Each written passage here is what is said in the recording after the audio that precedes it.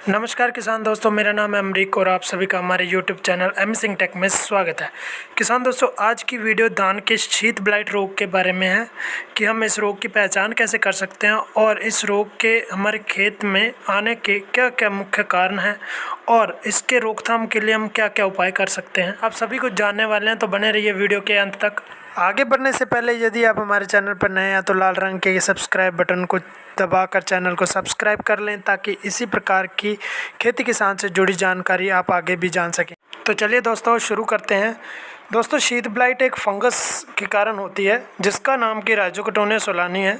यह जो शीत ब्लाइट है यह बहुत ज़्यादा नुकसान पहुंचाने वाला रोग है। यह लगभग 25 से 30% पैदावार का नुकसान करता है। इस रोग के कारण दाने खाली रह जाते हैं जिसके कारण हमें पैदावार का नुकसान झेलना पड़ता है। इस रोग के कारण धान के पौधे इतने कमज़ोर हो जाते हैं कि कई और प्रकार की जो बीमारियां लगना शुरू हो जाती हैं। किसान दोस्तों, बात करते हैं कि ये शीत ब्लाइट है ये कैसे आती है हमारे खेत में और क्या क्या कारण रहते हैं जिसके कारण ये हमारे खेत में आती है। बारिश के दिनों में जब तापमान 28 से 32 डिग्री सेल्सियस के बीच रहता है और उसी के साथ अगर अब हमने अपने खेत में यूरिया की मात्रा ज़्यादा दे रखी है और वातावरण में नमी की मात्रा 85% से लेकर 100% के बीच है, तभी इस रोग का अटैक सबसे ज़्यादा धान में देखने को मिलता है। अगर बात की जाए कि यह बीमारी हमारे खेत में आती कहाँ से है, यह जो बीमारी हमारे खेत की मेड़ों से आती है, जिनको कि कॉमन भाषा में बट्टें भी कहा जाता है।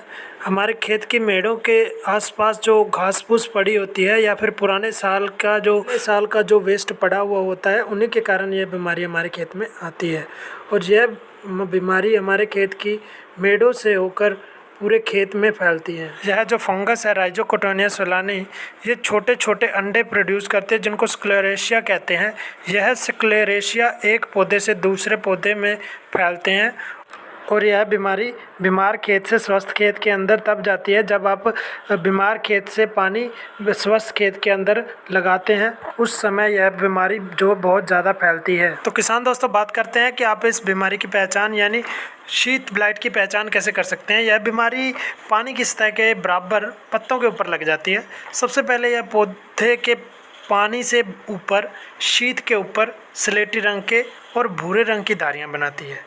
पत्तों के ऊपर देखते हैं तो पत्ते किनारे वाली साइड से भूरे होते हैं और बीच वाली साइड से स्लेटी रंग के दिखाई देते हैं और धीरे धीरे यह स्लेटी व भूरे रंग के धब्बे मिलकर शीत के ऊपर बड़े बड़े निशान बना देते हैं और साथ ही साथ पौधे की शीत का ऊपरी पत्ता धीरे धीरे भूरे रंग का होकर अलग हो जाता है और पौधे की शीत पूरी तरह से गल सड़ जाती है, जिसके कारण पौधा अपनी खुराक नहीं बना पाता और इस प्रकार यह खेत में नुकसान करती है। इसके कंट्रोल की बात की जाए कि शीत ब्लाइट का कंट्रोल हम कैसे कर सकते हैं, तो बाज़ार के अंदर बहुत सारी फंगिसाइड मौजूद है, लेकिन शुरुआत में हम महंगी दवाइयों का यूज़ नहीं कर सकते क्योंकि इससे किसान का खर्चा बढ़ जाता है। कुछ एक फंगिसाइड हैं जिनका रिज़ल्ट बहुत ही बेस्ट है, जैसा कि हेक्साकोनाजोल, जिसका कि 400 ml पर एकड़ के हिसाब से बहुत बढ़िया रिज़ल्ट मिलता है।